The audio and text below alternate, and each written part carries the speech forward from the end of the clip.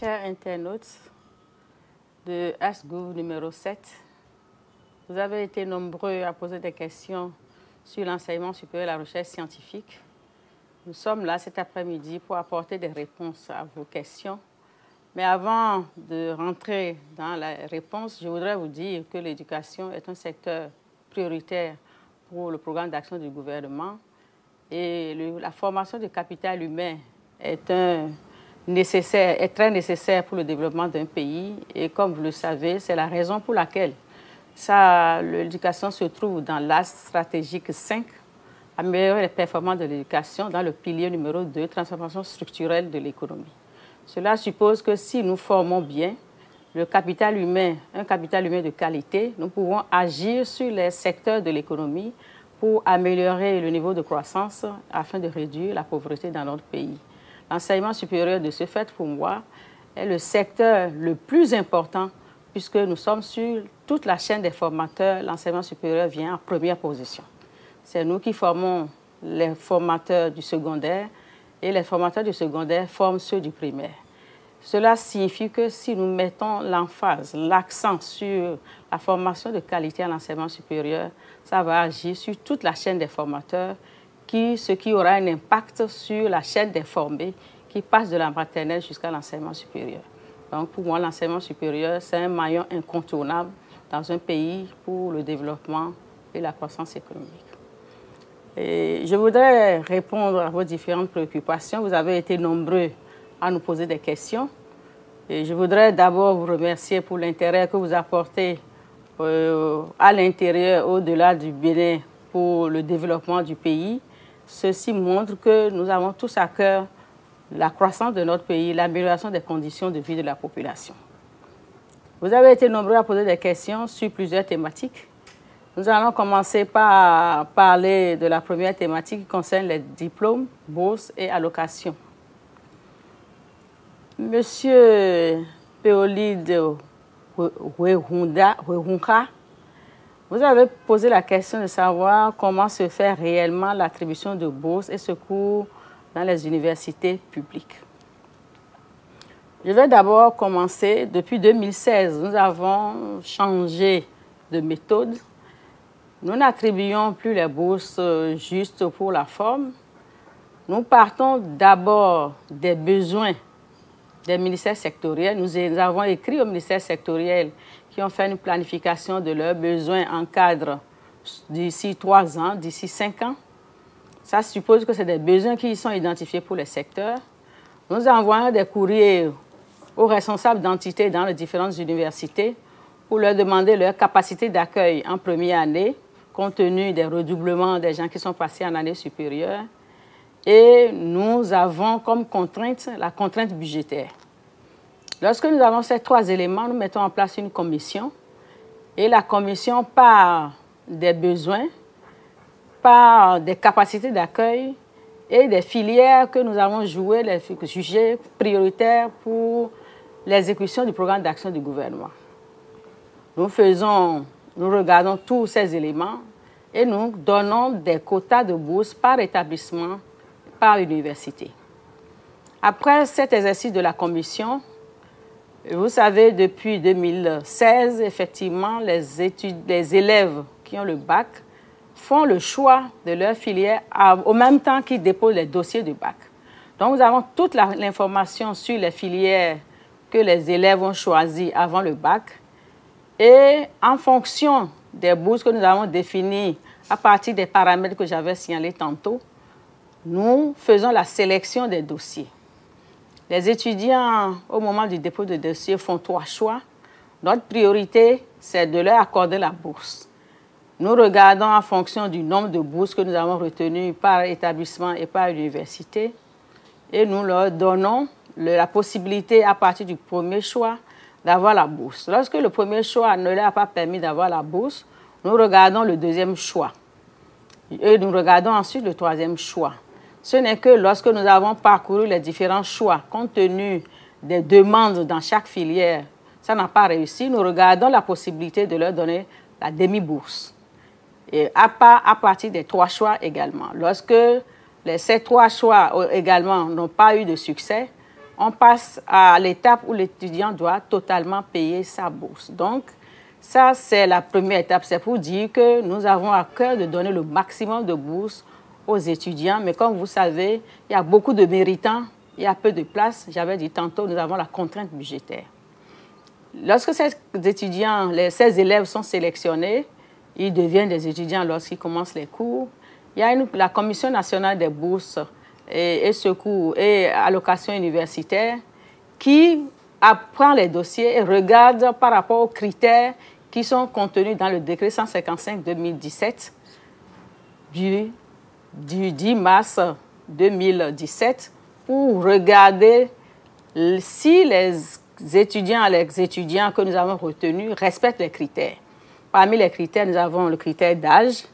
Il faut être de nationalité béninoise, avoir 21 ans au 31 décembre de l'année d'obtention du bac pour le niveau licence. Pour les niveaux master et doctorat, les âges sont de 26 et de 29 ans. Il faut avoir une inscription effective dans une université ou dans un établissement universitaire et il faut avoir déposé le dossier dans le délai requis.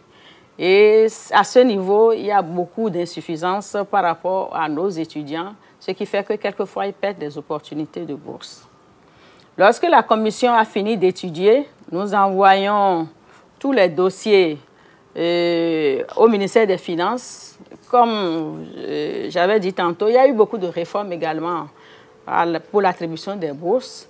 Le ministère n'est plus le seul détenteur de la possibilité d'octroi de bourse. Nous choisissons les quotas, nous identifions les boursiers, mais nous passons la main au ministère des Finances qui donne la bourse comme si c'était un salaire, c'est-à-dire à la fin du mois pour chaque boursier.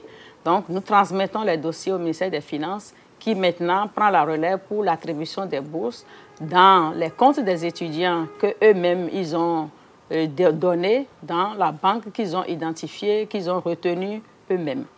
Voilà un peu comment se passe l'attribution des bourses.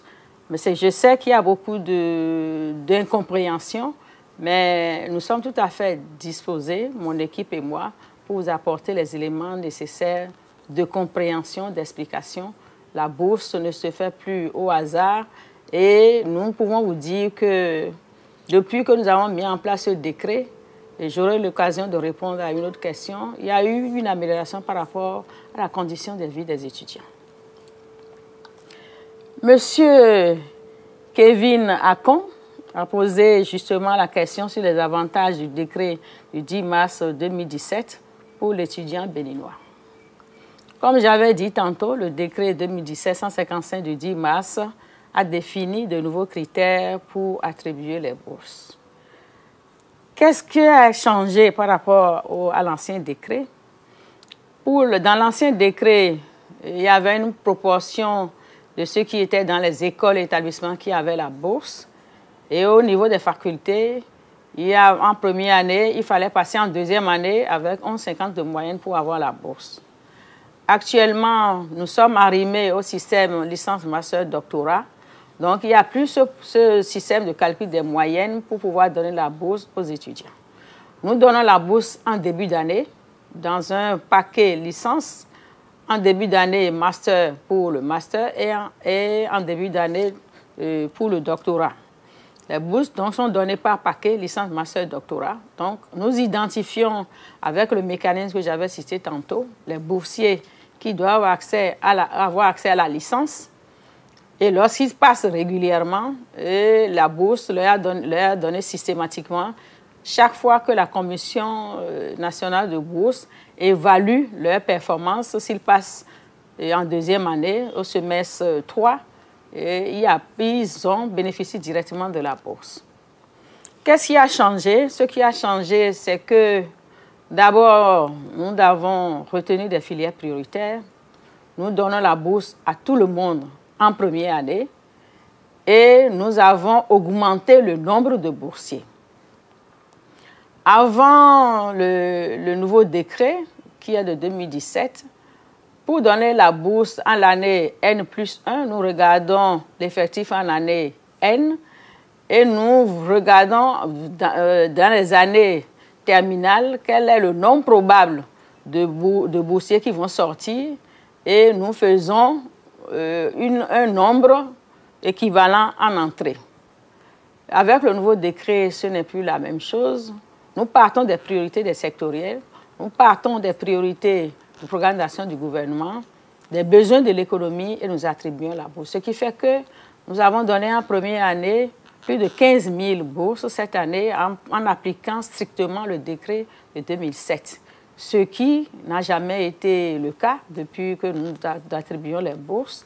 Ce qui signifie que sur les 3 ans, nous devons donner la bourse en première année. Nous aurons, au bout de la chaîne de licence, plus de 45 000 boursiers si ces étudiants passent effectivement en année et s'ils ont bien travaillé. Ce programme-là a été mis en place, ce décret a été mis en place pour encourager la jeunesse à avoir accès à la bourse pour améliorer leurs conditions de travail, améliorer leurs conditions d'études. Ce qui a changé aussi, c'est que ça nous permet au niveau du ministère de l'Enseignement supérieur de maîtriser les effectifs, puisque c'est des cohortes que nous conduisons depuis la première année. Et nous avons une maîtrise du budget d'allocation, ce qui fait que nous pouvons négocier, faire un plaidoyer pour améliorer, pour demander une augmentation si c'était possible selon le budget. Nous avons aussi réduit l'âge d'accès à la bourse doctorale. C'est passé d'améliorer l'âge d'accès à la bourse doctorale, c'est passé de 26 à 29 ans pour l'obtention de la bourse au niveau doctoral. On suppose que nous devons tenir compte des contraintes de notre pays pour donner les âges d'accès aux différents diplômes. Ce qui a changé aussi, comme j'avais dit tantôt, on ne donne plus la bourse en calculant la moyenne de la première année en deuxième année, mais on suit la cohorte depuis la première année jusqu'en troisième année. Je voudrais ici aussi dire que pour toujours encourager, dans le souci d'encourager la jeunesse à avoir de bonnes conditions de travail, nous avons défini un quota d'accès au secours universitaire pour des gens qui vont passer du semestre 2 au semestre 3. Ça a été déjà décidé, arrêté par le chef de l'État. Et je crois que ici, c'est une bonne nouvelle que j'annonce aux étudiants pour leur dire que bientôt, certains parmi eux qui n'ont été ni boursiers ni secourus pourront avoir une amélioration. Quelques-uns seront repêchés pour avoir la bourse au semestre 3. La question qui suit, c'est M. Jean-Marc Amoussou qui a posé la question, qui nous a demandé. Le gouvernement nous a promis la mensualisation du paiement des bourses aux étudiants, mais force est de constater que cela n'est pas le cas. La direction des bourses et secours universitaires prend 6 mois, voire 1 an pour traiter et afficher les noms des allocataires, ceci dans l'indifférence totale du gouvernement. Ma question est celle-ci. Quelles sont les mesures que le gouvernement prend pour pallier ce problème? Je crois que le gouvernement n'a jamais été indifférent à tout ce qui concerne la jeune génération. Et nous avons des dysfonctionnements importants dans nos universités. Et lorsque nous regardons le dispositif que j'ai décrit tantôt, en première année, les étudiants sont censés avoir la bourse de façon mensuelle et régulière. Et lorsque nous passons en deuxième année, c'est-à-dire au semestre 3, pour pouvoir donner la bourse, il faut voir si l'étudiant a réussi à passer au semestre 3. Et c'est là où il y a les difficultés provenant du fait que les années commencent très tard et aussi les résultats ne sont pas donnés à bonne date.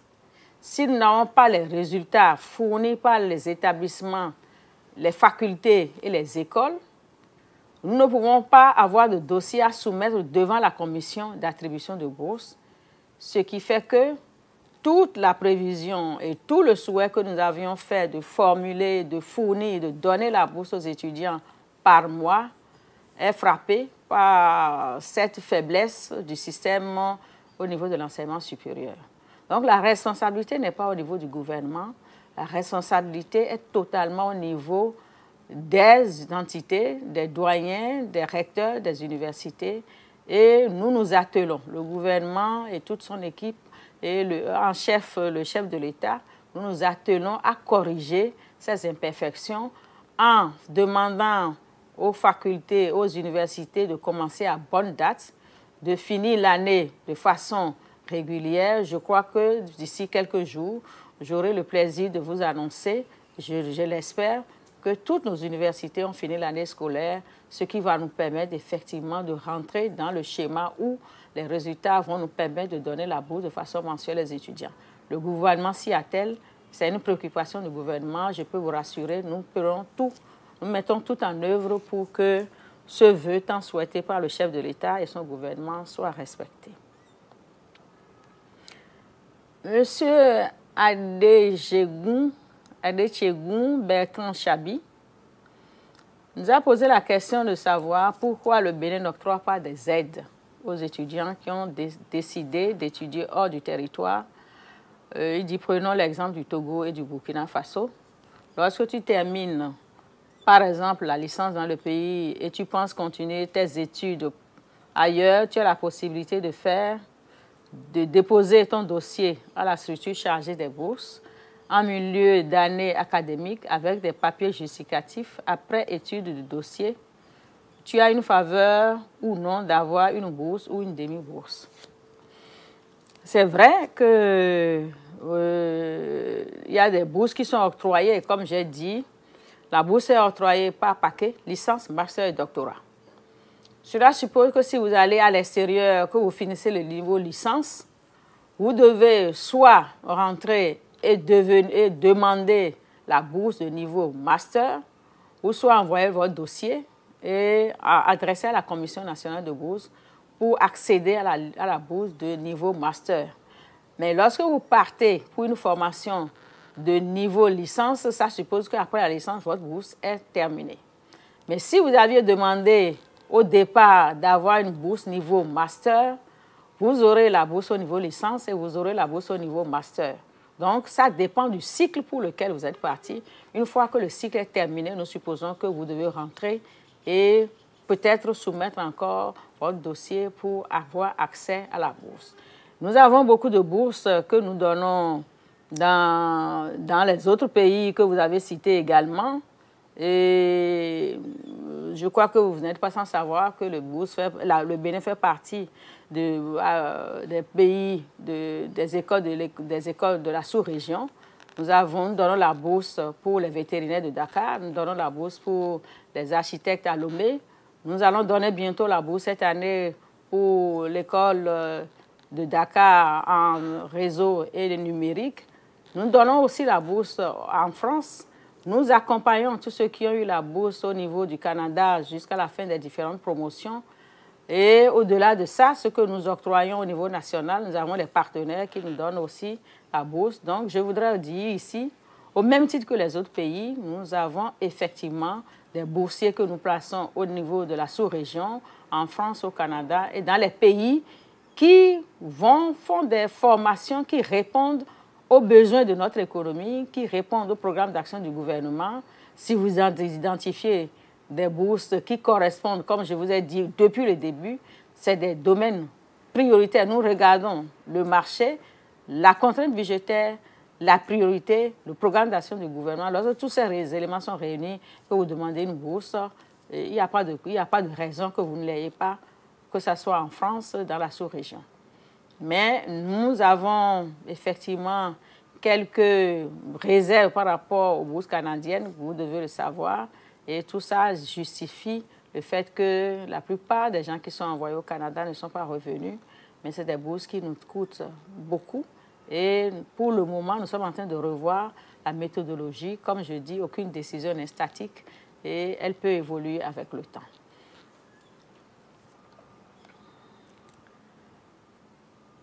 Monsieur Fidèle Suanon posait des questions sur l'authentification des diplômes et l'équivalence de diplômes.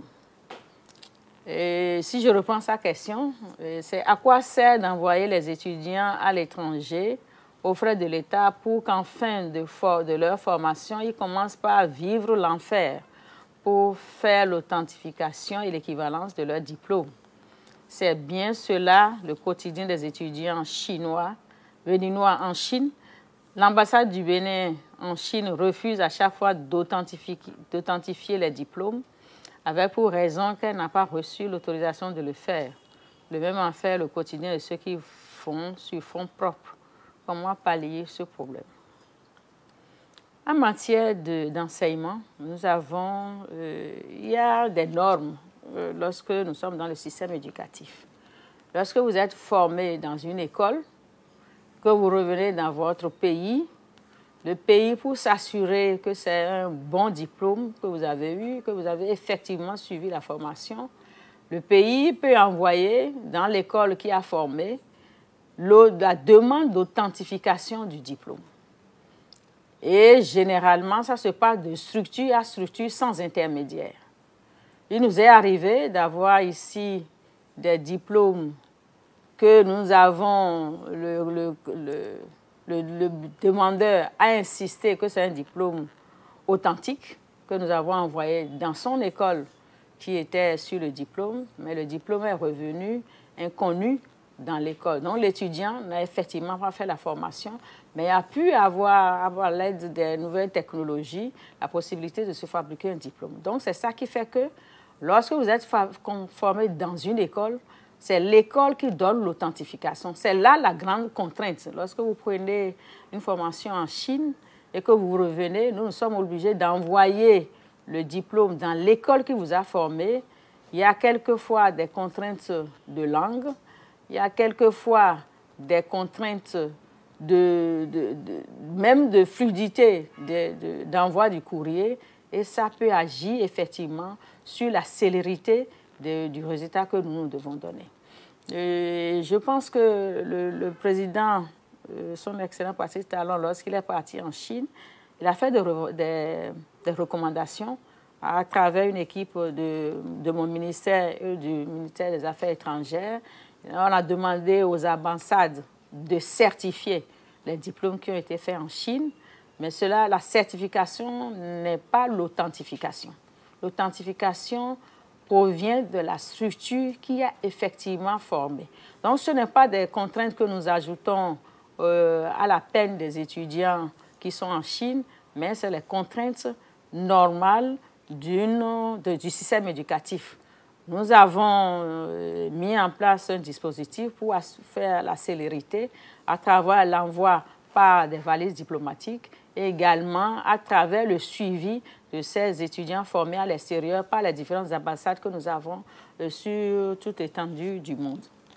Lorsque vous avez authentifié votre diplôme, depuis le décret 2005-510 du 18 août 2015, portant création, organisation, fonctionnement de la Commission nationale d'études des équivalents de diplômes, lorsque vous rentrez avec un diplôme, quel que soit là où vous êtes formé, vous devez avoir une équivalence.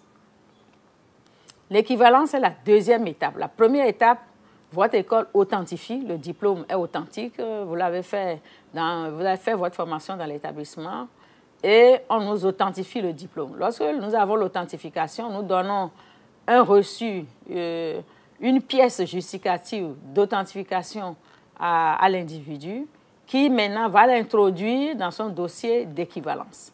L'équivalence nous permet de faire une analogie entre la formation qui a été reçue de l'extérieur et les niveaux de diplôme, les niveaux de formation que nous avons ici. Et c'est ça qu'on appelle l'équivalence. Lorsque vous avez l'équivalence, il vous est facile plus de coller aux différents diplômes qui sont délivrés dans notre pays et qui sont nécessaires lorsque vous avez besoin d'un emploi dans le pays. Donc, c'est deux processus différents, mais nécessaires pour valider la formation que vous avez faite à l'extérieur et pour authentifier effectivement que vous êtes détenteur du diplôme.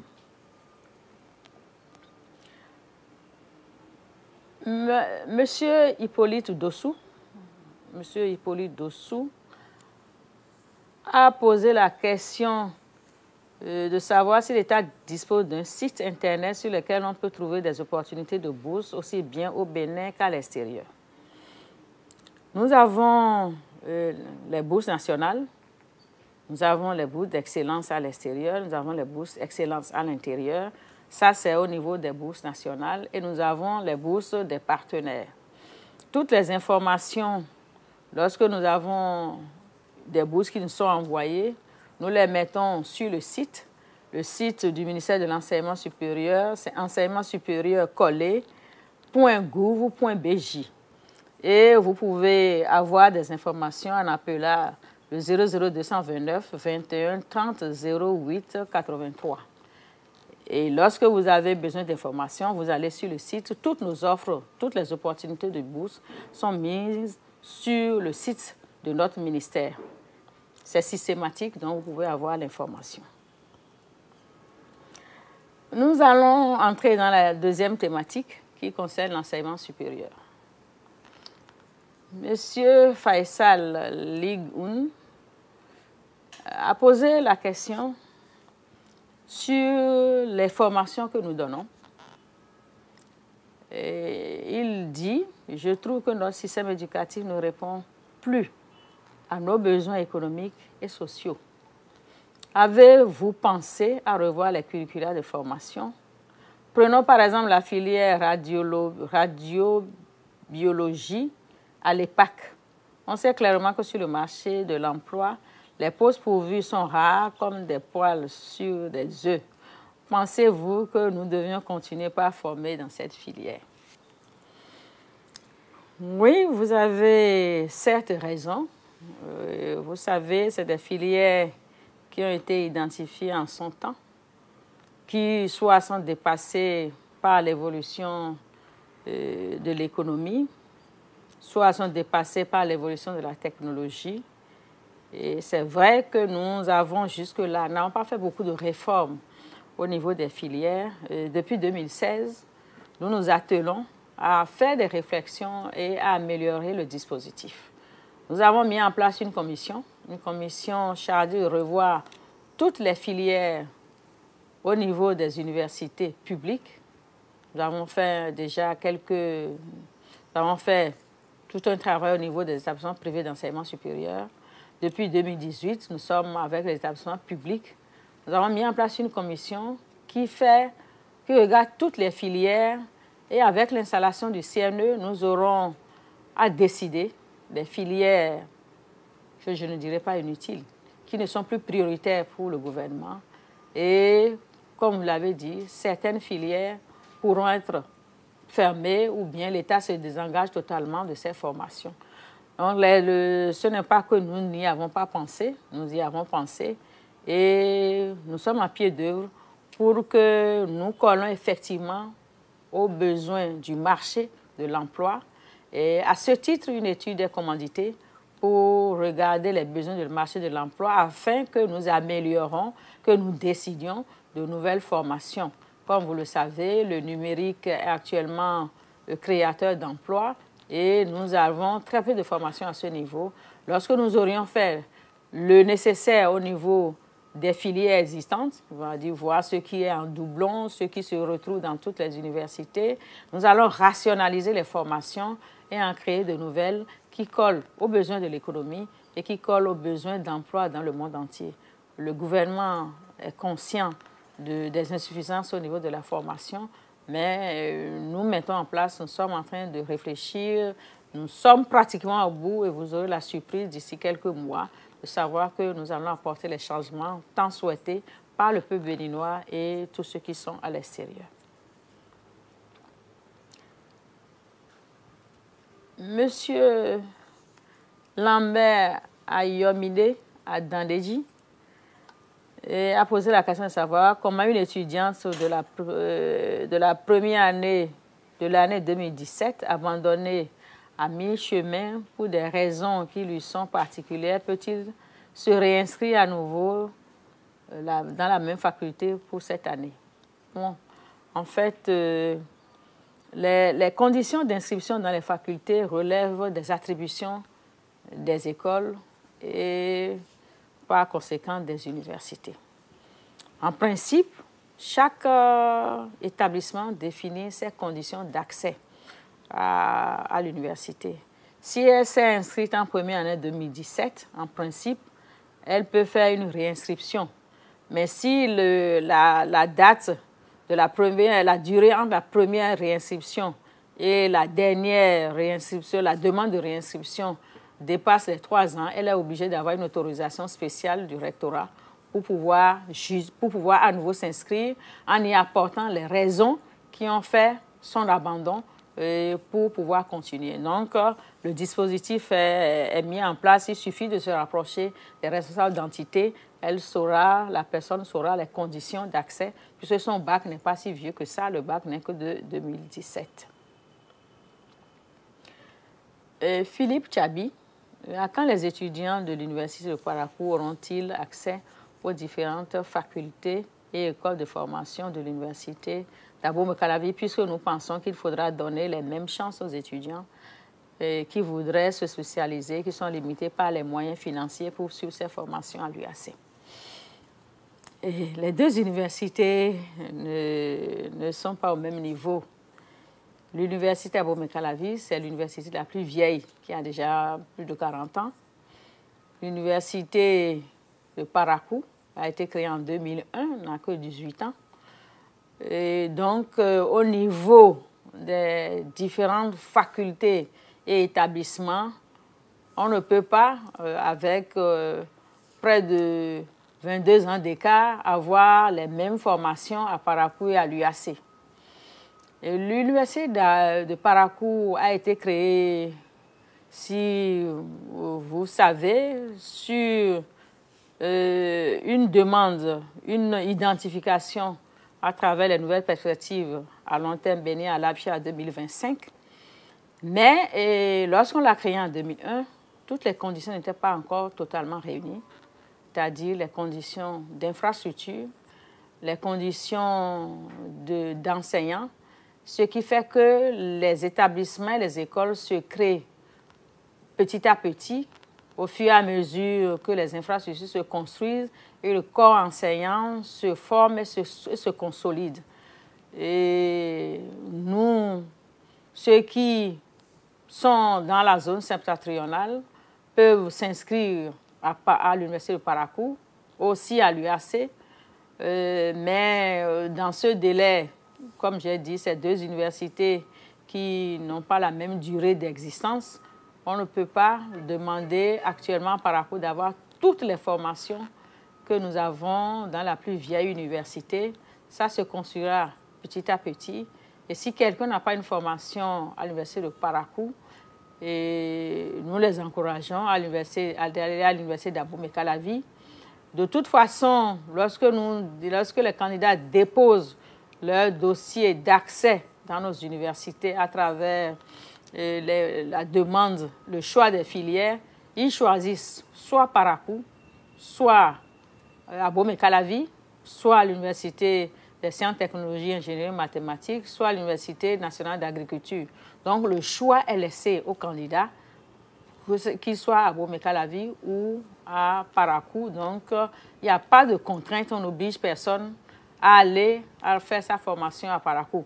Vous pouvez me dire, oui, nous avons nos parents à Parakou, c'est difficile pour nous de venir à l'UAC pour étudier. C'est vrai, vous avez cette raison, mais si c'est ça, si lorsque nous avons une contrainte, il faut définir le besoin en fonction des contraintes que nous avons.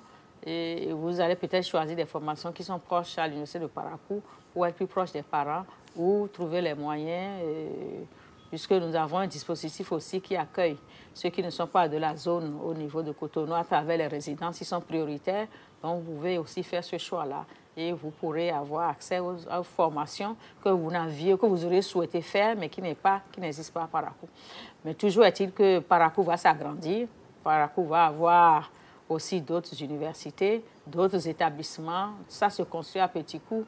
Ça fait partie, c'est notre deuxième grande université. Et il n'y a pas d'inquiétude à ça. Le gouvernement s'attelle à ça. Et nous cherchons tous les financements pour avoir une grande université à Parakou avec des infrastructures dignes de ce nom. Je crois qu'avec un peu de chance, dans quelques années, vous aurez le plaisir de dire que je préfère rester à Parakou que de rester à l'université d'Abomey-Calavi. Les formations délivrées dans certaines facultés ou écoles de nos universités ne correspondent pas à l'offre d'emploi. C'est toujours la même personne. Et l'offre d'emploi, quelles sont les mesures prévues pour recadrer nos formations à l'offre d'emploi afin de permettre à nos frères et sœurs diplômés de vite accéder facilement aux offres d'emploi? Nous avons dit qu'il y a beaucoup de formations qui existaient. Et je peux vous dire que moi, lorsque j'ai fini la maîtrise, j'ai été répartie par l'État systématiquement. C'était une chance, il n'y avait pas beaucoup d'étudiants. Mais nous avons une augmentation des effectifs des étudiants. En face, nous avons une réduction du tissu économique, très peu d'entreprises privées, plus d'entreprises étatiques. Donc, la possibilité d'envoyer les gens dans nos structures pour faire des stages et professionnaliser les formations, cette possibilité se réduit de plus en plus. Toutefois, tenant compte des besoins des jeunes, de la jeune génération, l'Université d'Abomey-Calavi a identifié 3 conditions, 3 exigences pour les formations, nouvelles formations. Toute nouvelle formation doit être arrimée à une étude de marché et qui doit définir si cette formation est nécessaire ou pas. Vous devez justifier ça avant d'élaborer vos syllabus. Il faut aussi dire que de plus en plus, on cherche à impliquer les professionnels.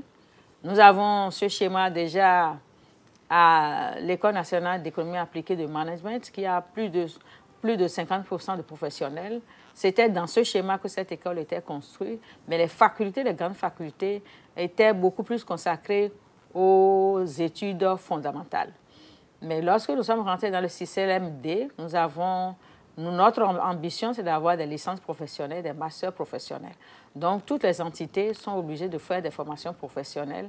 Donc, au niveau de l'Université d'Abomey-Calavi, on cherche à introduire de plus en plus de professionnels dans les métiers, dans les formations, de manière à donner un peu de professionnalisation aux étudiants. La troisième exigence, c'est que les stages sont organisés de façon systématique pour permettre aux étudiants d'avoir un peu de professionnalisme avant de sortir. Ce schéma avait existé, comme j'avais dit tantôt, compte tenu du fait que le nombre d'étudiants a augmenté, les structures d'accueil ont diminué, donc il y a quelques difficultés effectivement à ce niveau, mais avec les échanges avec le secteur privé, nous pourrons arriver, ne serait-ce que des stages de 1 mois par personne, avant c'était 3 mois, et nous allons y arriver tout doucement, nous allons améliorer notre tissu économique et c'est ça qui va nous permettre d'avoir des lieux, des endroits de stage pour nos enfants. Et vous savez, nous formons beaucoup et nous ne sommes plus seuls. À côté du public, il y a le privé.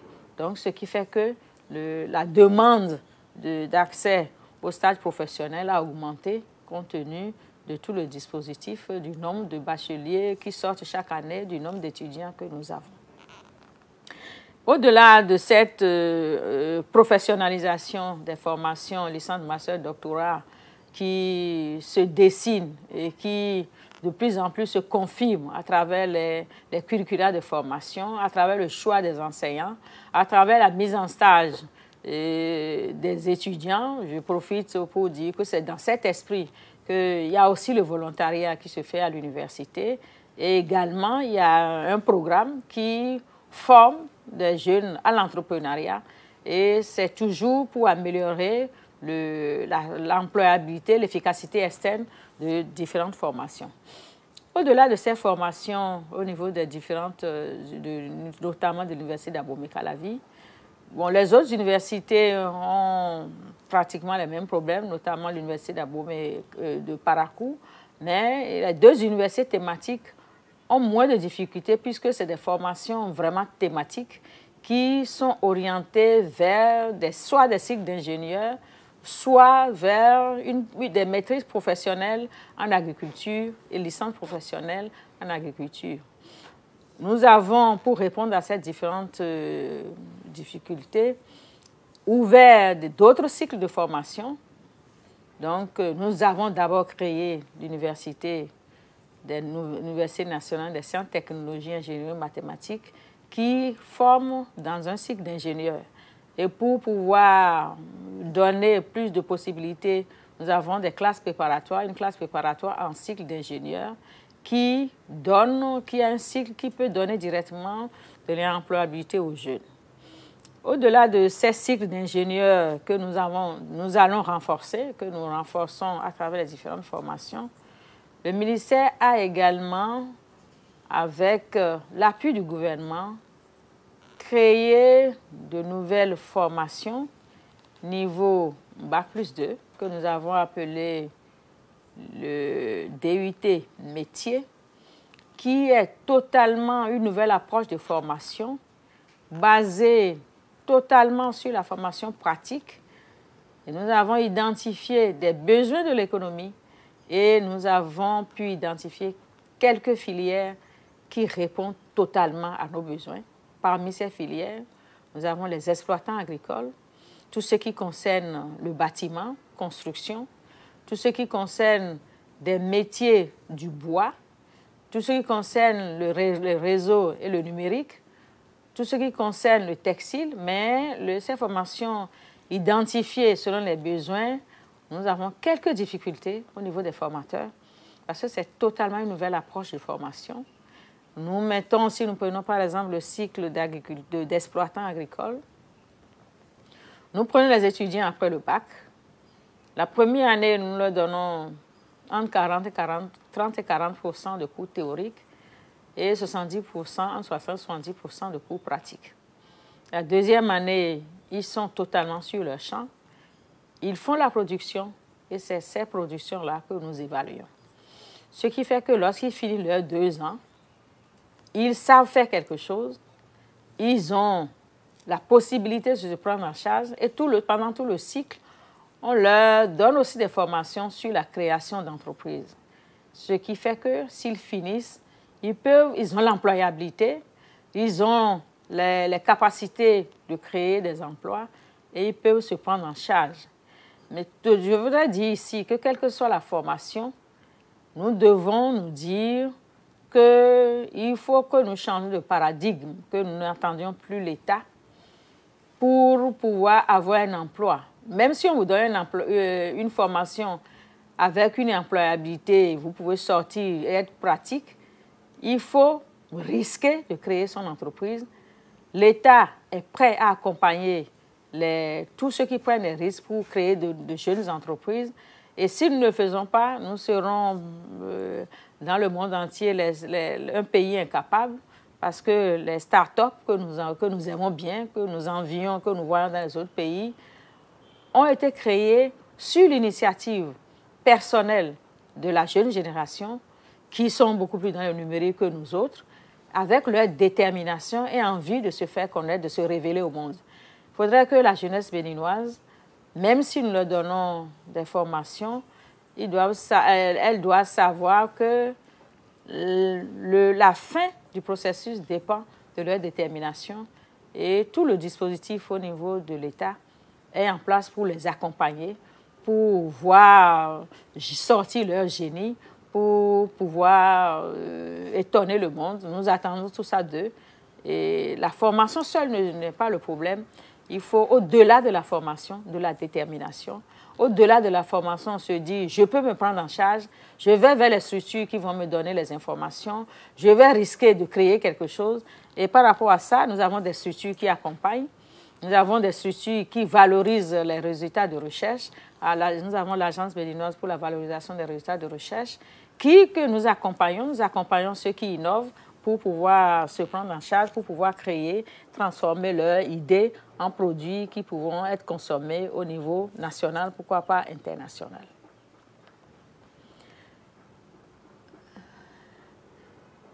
Je vais passer à la question de M. Boniface Zumbossi, qui demande qu'est-ce qui justifie l'augmentation du nombre d'années de formation en BAPET et en CAPET après l'obtention respective de licence et maîtrise et la suspension de l'inscription en formation continue également à l'EN7. Je vais, par rapport aux formations en BAPET et CAPET, c'est une formation, cette formation, il y a deux possibilités. Vous avez le cycle normal, c'est-à-dire après le bac, vous pouvez avoir accès, être formé pour le BAPET. Et vous pouvez, après une formation académique, avoir accès à cette même formation. Vous avez demandé qu'est-ce qui justifie l'augmentation du nombre d'années. Lorsque vous n'êtes pas en formation continue, la formation continue, ça veut dire que vous êtes, après le bac, vous avez choisi la formation, le niveau BAPET, brevet d'aptitude aux professions de l'enseignement technique. Vous avez choisi le niveau BAPET, donc depuis la première année, on vous donne les rudiments, on vous donne la formation pour qu'après 3 ans, vous ayez le BAPET ou le CAPET. Mais lorsque vous êtes en formation, quand vous avez déjà un niveau académique et que vous voulez faire un BAPET, il n'est pas possible que vous ayez le même cycle de formation que celui qui a commencé depuis le bac.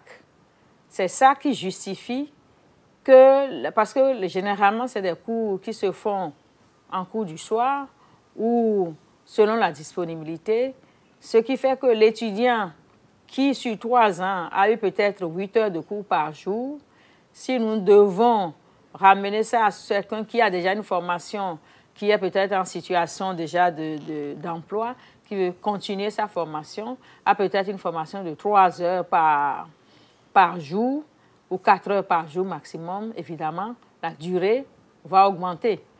Le recteur de l'Université nationale des sciences, technologies, ingénierie mathématiques a fait un séminaire, a mis ensemble tous les acteurs de la chaîne et ils ont constaté qu'il fallait, pour ceux qui font la formation après la licence, d'abord de leur donner des prérequis, puisque vous pouvez faire sciences éco, vous avez la faculté des sciences économiques, avoir la licence, et décider d'aller enseigner les mathématiques.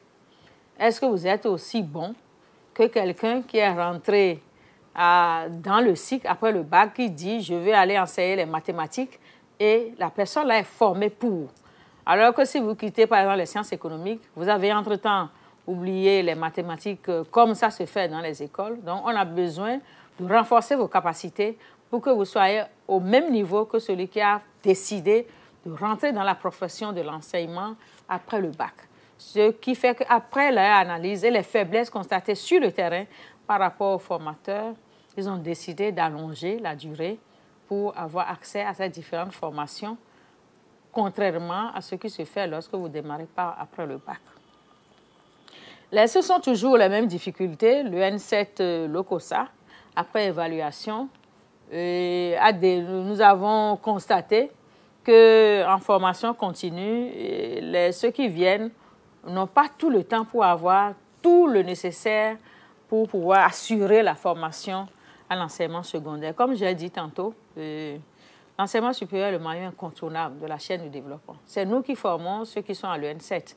Et si nous les formons mal, ça va impacter sur le niveau de la formation au niveau de l'enseignement secondaire. Donc, pour le moment, les dispositions ont été retenues pour que cette formation-là, on réduise le risque de mal former les élèves du secondaire. C'est pour ça que toutes ces dispositions ont été prises, que le séminaire a fait des recommandations qui ont été mises en application pour pouvoir améliorer la qualité de l'éducation. Comme nous le savons, le capital humain est le capital le plus important pour le développement d'un pays.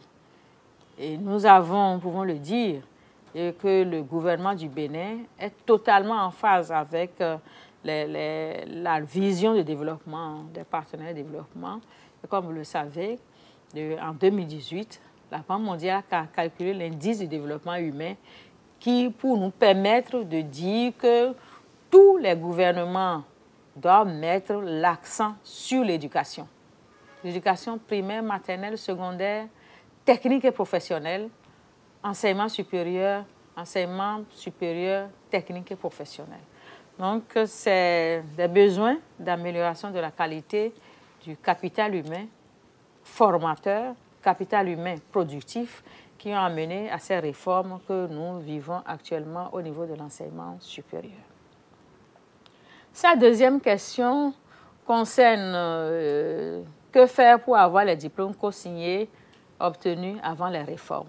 Effectivement, nous avons mis en place les examens nationaux pour éviter la co-signature.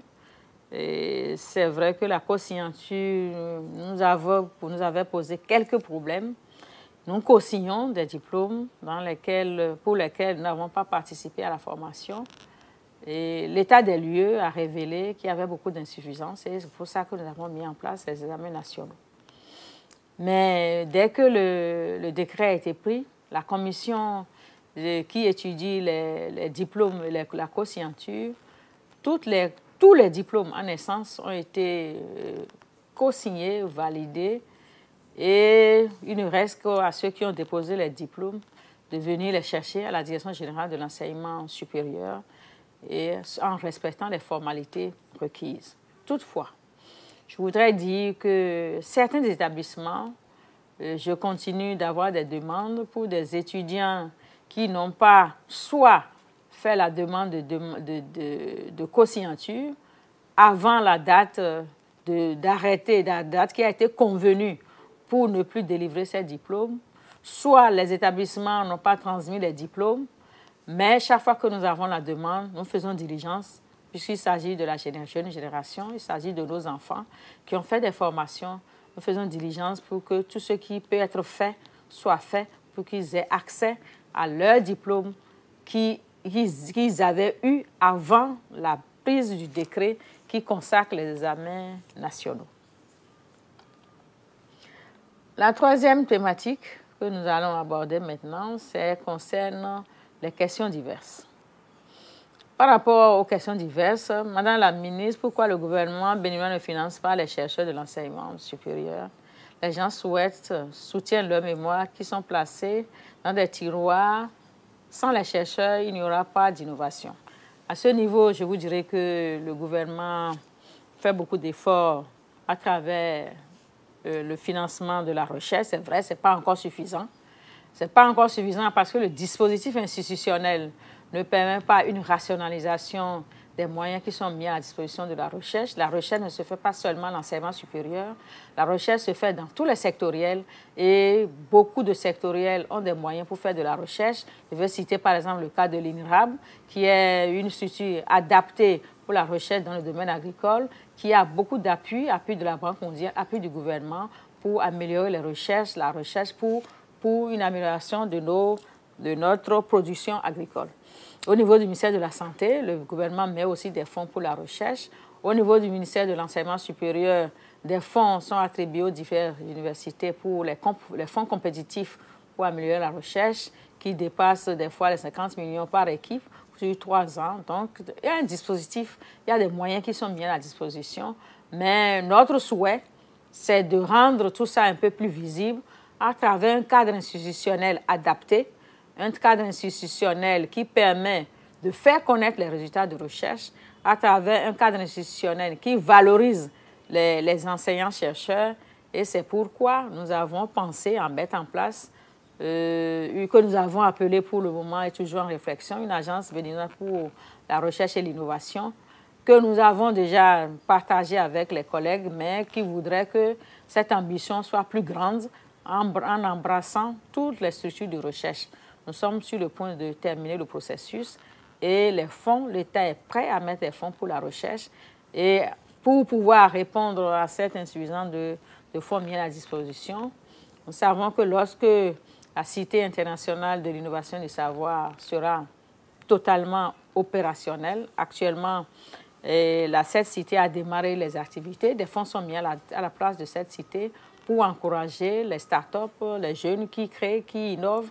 Et je crois que d'ici 2-3 ans, le Bénin va éternuer le monde à travers la recherche. Nous avons une structure, le Fonds national pour la recherche et l'innovation, qui met des fonds pour de la recherche. Nous avons l'Agence béninoise pour la recherche, la valorisation des résultats de recherche, qui valorise les résultats de recherche. que nous pensons accompagner le bien-être de la population. Nous appuyons les jeunes à travers des fonds pour qu'ils puissent rendre leurs produits, enfin, le faire à l'échelle consommable. Mais c'est vrai que nous devons continuer toujours à appuyer en demandant, en sollicitant du gouvernement beaucoup plus de moyens. Et je pense qu'à ce niveau, tout le dispositif se passe très bien et qu'il n'y a pas d'inquiétude à avoir. Pour l'État, la recherche doit accompagner le développement. La question de Mme Chelewa Marie concerne l'ENEAM. J'ai plusieurs préoccupations en rapport avec le cursus universitaire à l'ENEAM. La promotion licence professionnelle 2014-2015 ne peut toujours pas retirer ses relevés de notes de troisième année sous prétexte qu'il faut une deuxième délibération, ce qui pénalise les étudiants. Bon, je comprends le sujet. Le sujet est préoccupant. Je ne peux pas lui dire que la question posée n'est pas fondée. Elle est totalement fondée. Et nous sommes préoccupés par la situation de l'ENEAM. Nous sommes en train de vouloir résoudre le problème. Il y a un problème de dysfonctionnement institutionnel. Il y a aussi, au-delà de ça, un problème de gouvernance que nous sommes en train de vouloir gérer. Je peux rassurer ceux qui ont été formés à l'ENEAM que nous allons trouver les moyens pour pouvoir résoudre ce problème, pour résoudre cette difficulté. C'est vrai qu'il y a des... Cette préoccupation est juste. Bon, s'il y a des gens qui ont eu des diplômes, qui sur ces diplômes, il y a des gens qui n'ont pas composé, je pense que c'est le moment de nous envoyer ces diplômes. Nous allons faire les vérifications nécessaires et prendre les mesures qui s'imposent. Je ne peux pas dire plus. L'ENEAM, effectivement, a des difficultés par rapport à la délivrance des diplômes, par rapport aux examens, la fin des examens. Un audit est en cours, un audit organisationnel pour voir comment nous allons restructurer cette école qui avait une renommée internationale. Par rapport au BTS, pourquoi depuis 2014 les diplômes de BTS ne sont pas encore disponibles à la direction des examens et concours? C'est fait, c'est signé. Nous avons signé toutes les décisions d'admission et les diplômes seront délivrés si à la demande du candidat c'est fait. J'ai signé il y a environ 10 jours. La question concerne... il y a une autre question de Maxime Manwade qui concerne des étudiants qui ont été formés au CREFSEM en République de Côte d'Ivoire. C'est des gens qui... Je souscris le dossier. Le besoin a été identifié par le ministère de l'Industrie, du Commerce et de l'Artisanat sous le ministre Sekweto, qui nous a saisis officiellement pour ce besoin de métrologues. Et nous avons effectivement lancé un concours pour recruter les personnes qui doivent être formées. Je pense, à mon humble avis, à la fin de la formation, ceux qui ont bénéficié de cette bourse devaient revenir au ministère de l'Enseignement supérieur, nous notifier la fin de leur formation et après ça, nous allons saisir officiellement le ministère qui a demandé qu'on les forme pour qu'ils soient effectivement mis au travail selon ce que nous avions dit. Jusque-là, moi, je n'étais même pas informée qu'ils sont rentrés. C'est un peu dommage. Je pense que désormais, lorsqu'on envoie les gens en formation, et que nous leur avons expliqué dans le communiqué que c'était à la demande du ministère. Lorsqu'ils reviennent, il leur revient de nous informer de la fin de la formation pour que nous enclenchions le dispositif, le système qui permet de les mettre à disposition du ministère qui a demandé. Monsieur Donald Saint-Laurent a posé des questions sur les frais de mémoire qui n'ont pas été, qui ne sont payés désormais qu'après 2016. Comme j'avais dit par rapport aux bourses, les bourses ne sont plus payées par le centre des œuvres universitaires et sociales. depuis 2016, avec toute la volonté du chef de l'État d'avoir la célérité, les bourses sont payées par le ministère des Finances à travers la Direction générale du Trésor. Donc, la Direction générale du Trésor, lorsqu'elle a pris en charge les dossiers, cette partie de frais de mémoire de thèse qui était payée par le COUS, jusqu'en 2016, la Direction du Trésor a jugé pour le moment qu'elle ne peut pas répondre de cela. Et nous devons continuer, voir par quels moyens les centres des œuvres universitaires vont continuer à les payer. Mais après 2016, où la décision a été prise de transférer le paiement des bourses, allocations et frais de mémoire à la Direction des Trésors, cette partie, depuis 2016, est payée régulièrement. Donc, nous sommes informés du dossier. Nous sommes en négociation pour voir, je crois que c'est des dossiers qui sont déjà arrivés au niveau du ministère du Trésor, du ministère des Finances, pour voir dans quelles conditions nous allons pouvoir répondre à l'attente de ces gens qui doivent bénéficier de ces frais de formation. Au niveau de M. Kowi Avoou, a posé la question par rapport à des détournements de bourse 2015-2019. Ce que je dis ici n'est plus quelque chose d'occulte. Je pense qu'à ce niveau, on ne peut pas parler de détournement de bourse. Et en 2015-2016, il y a eu un mouvement de grève continu à la faculté des lettres et sciences humaines, la Flash, l'ex-Flash. Et il y a eu suspension de l'année universitaire pour la faculté. Donc, ceux qui devaient avoir la bourse n'ont pas pu l'avoir. Mais dans les discussions, dans les échanges, nous avions promis qu'à la reprise en 2017-2018, ils pourront avoir la bourse.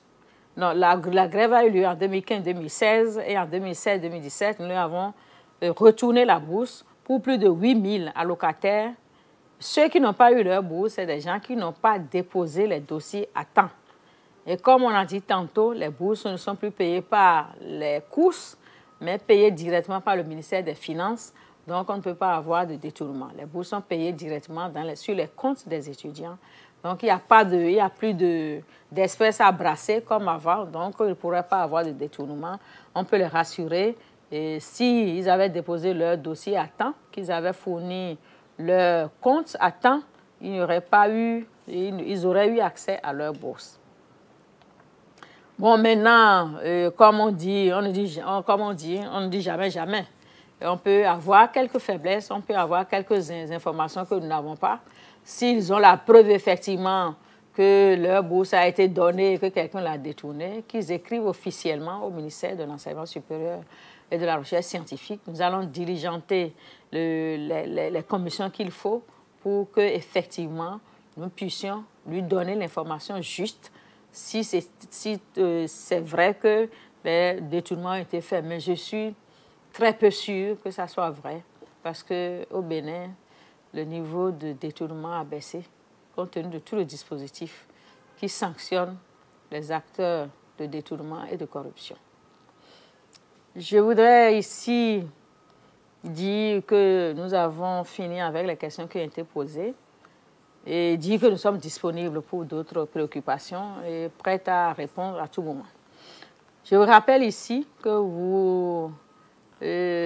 sur le site ASGOU et sur le site web du ministère, ou le contact que j'avais cité, vous pouvez avoir l'émission, vous pouvez avoir plus d'éléments si vous nous envoyez les vos préoccupations et vous dire que nous sommes totalement disponibles pour répondre à vos préoccupations. Et minaro clé nous mido din kakaje fifo do wendion minaro jide mende mero togudo le po mero to me fi mi ton le po e kandele bio do ne mi ka de gbon ro plan jina la vo sin ko yo gbe fi e te mi kono blo ne mi ka blo gbon bo vile kana inu kon bona sewe ma bo kana mo akwe na akosure mi na zeni ye be na kun e male mi wa ti me de mi le wa jogbon temetemele iye na ibuso de na blogbon de na ze dossier ton bon de na de mi de so blog mo tia me na yi se we ma mo na yi boost le o mi do pede o de awa zo bon we na zombo ana a hosuna dalo we bana le se we ma humo mi wa don ye do jire me de ko o le plan idien lo fwe o formation de millions na ile o ye do e o mi fo mi kono mo azo o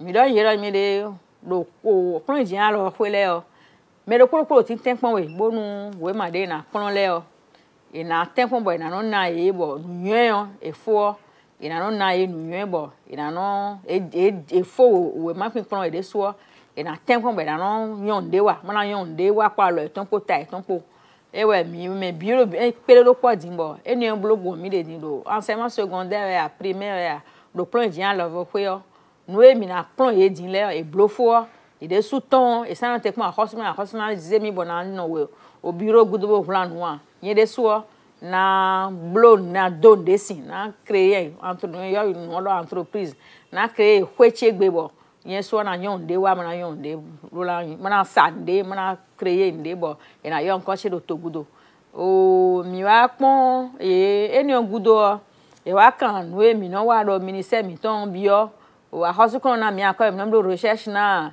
de mi kon lo gbon ndo da hosu no na mi akọ e pepepe e o supo a mi kana fo mo na bibio dejiwe i mi yon wa boze no e mi yon wa les éclairs a hosu o a hosu na dalo mi a mo mi no blo recherche wa me de mo kon mo nu ton bonu mi mo ze wa nde na enio mi na mo alogoto dia enio tuo mi me yon bona blo recherche le o mi do do gbe po bona no o azade glo asa enio glo me bi mi na do po bona dalo mi de bo recherche mi na ple bona no po bona blo bona se to mi ton inu kon yon jeune de le wa do jire mende o yeze akwa mi ton buso yeze bozedo alomiome o ni don de kai mo me de ze bozedo alomiome me de no so to e mi wa di me de so fi me de si akwa me afin to kwa a ton do fi no ton de yo donc ene uto me de so to kwa fin we ya o to kwa azenu yo anu ezon we awana indo e ka do pepepe do nwende bo tro me de gbongbo me de fin akwa mi ton gbongbo ma se do mi de bo tro me de ke im bojen we yo fi no mo bana mo me de ya me na mo de do mo e to de gbontione be de so a hosu kwa mo ze dai huna ne me chile mi ko endo mo na do mi e jenko ne merci beaucoup.